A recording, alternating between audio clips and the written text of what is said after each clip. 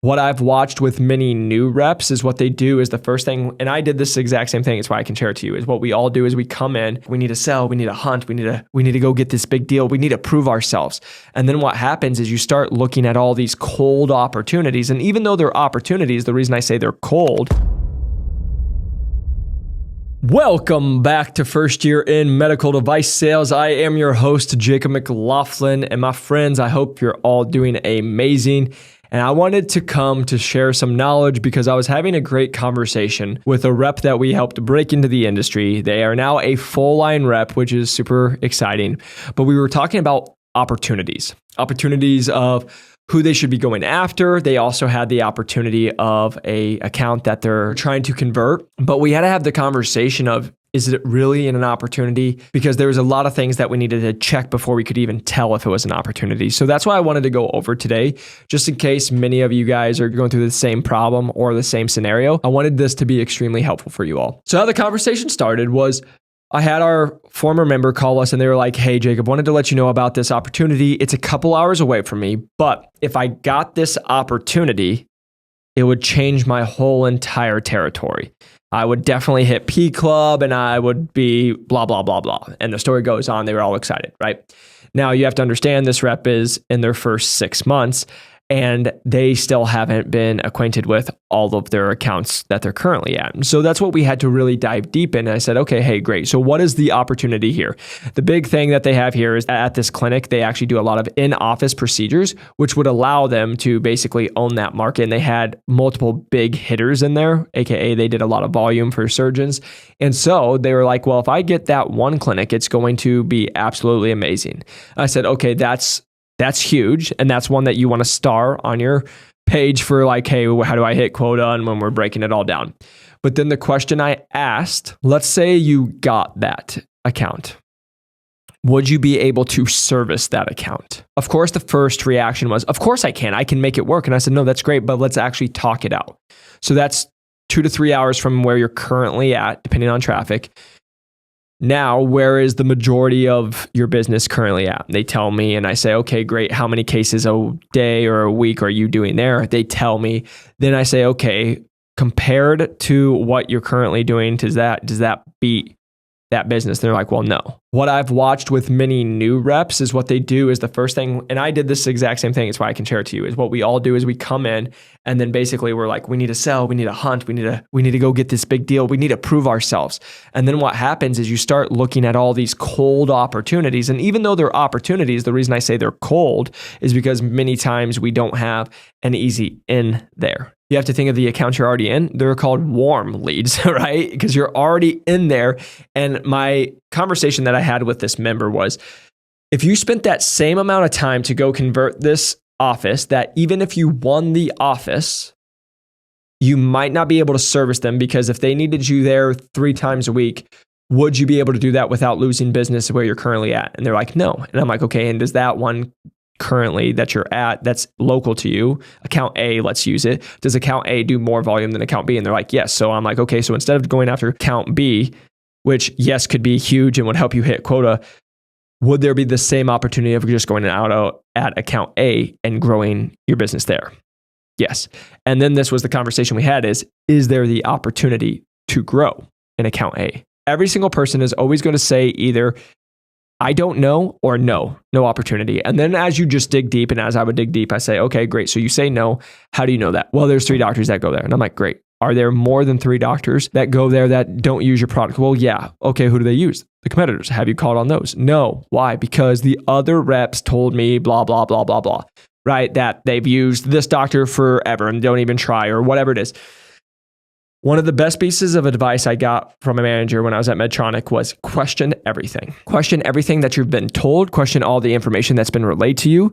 Because when I got in there, I was with a team member who had been in the territory, but they weren't performing. And then they went on to go and be in the territory and they still hadn't performed. But I'm sitting here telling you that because they told me, well, I already tried, or somebody told me this and it didn't work. Why I was able to take my territory from the bottom to the top was because I actually went and just questioned everything. And I just, instead of trying to go get all these new accounts right away, I just grew within the accounts I was already at. Right. And so that was our conversation with this member, is saying, hey, if you spent the next 3 months talking to the other surgeons, doing lunches with those other surgeons, and you could probably hit them all within a couple of weeks because they're all local compared to driving. Do you think that's a better use of your time? And the whole conversation was yes. And especially because at the moment where their territory is and how it was falling with quota is they don't run on a normal fiscal year where they're in Q1 as everybody else is.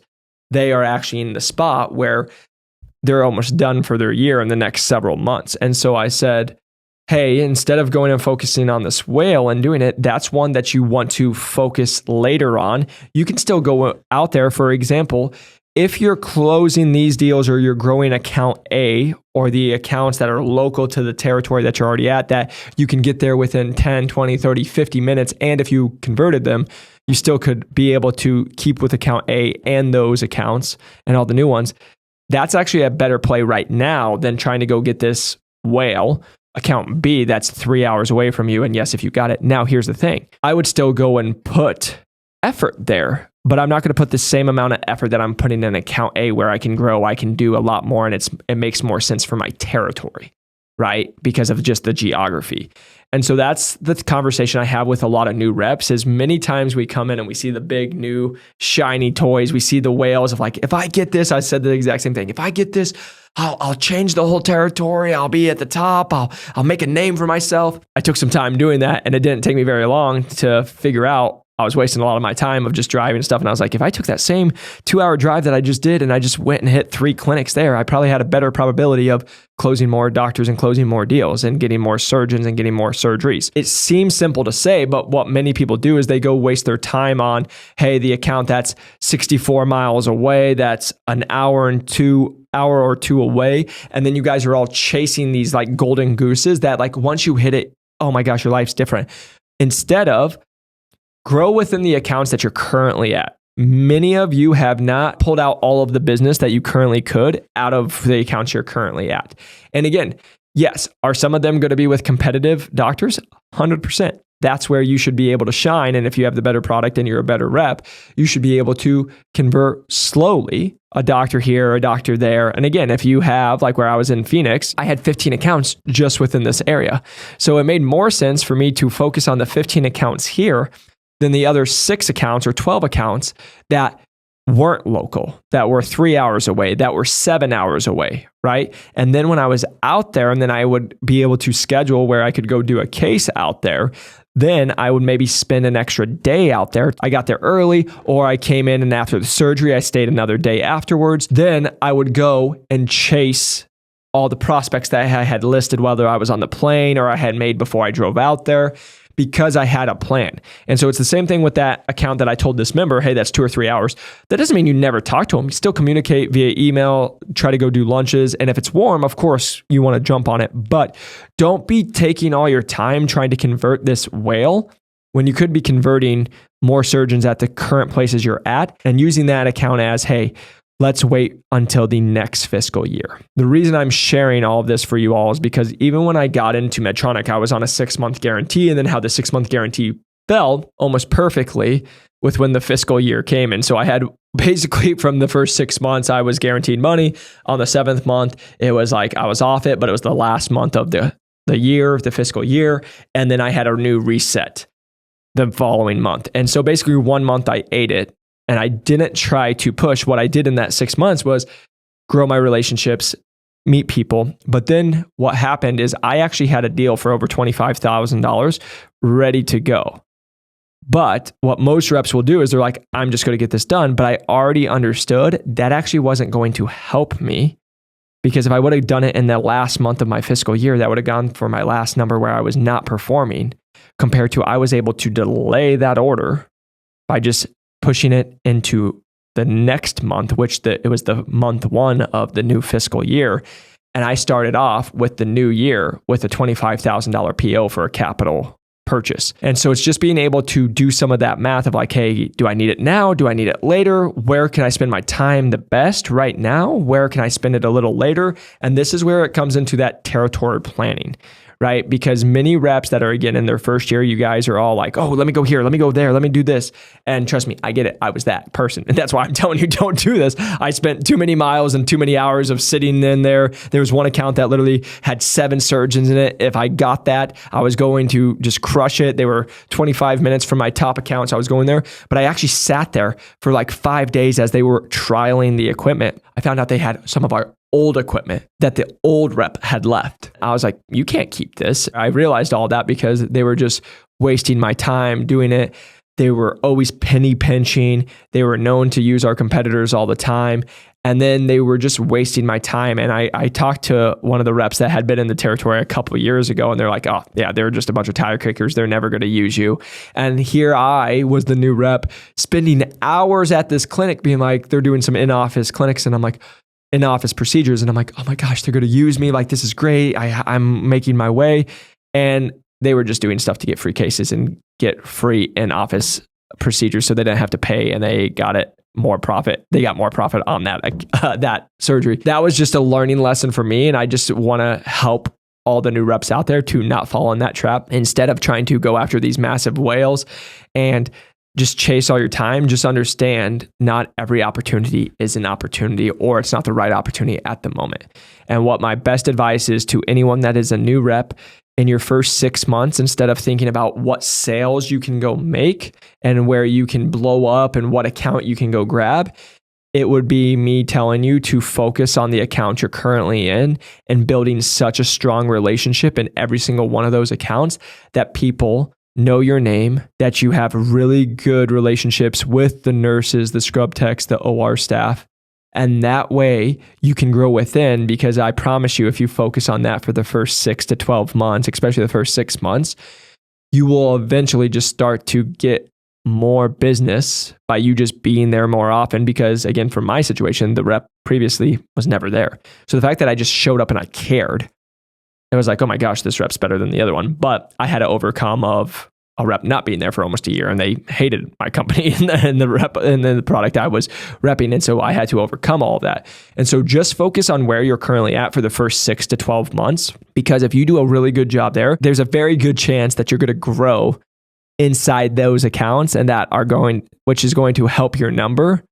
And then from there, once you're hitting your numbers and doing everything, then you can worry about here. And that was my advice to this members.